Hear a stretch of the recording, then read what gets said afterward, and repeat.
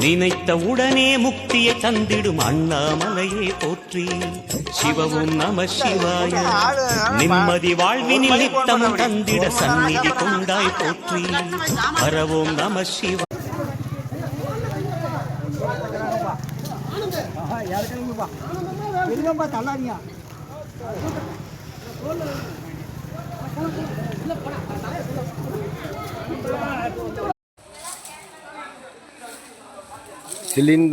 சீதளமடைந்த நிலையில் அதிலும் உளவாரம் செய்யும் அடியார்.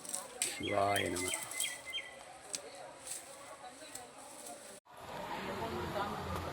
புஷ்பவனநாதர் ஆலயத்தில் உள்ள வனத்தினை நமது அடியார்கள் சிறந்த முறையில் சிறு புல் செடிகள் அனைத்தையும் அகற்றி மிகவும் அருமையாக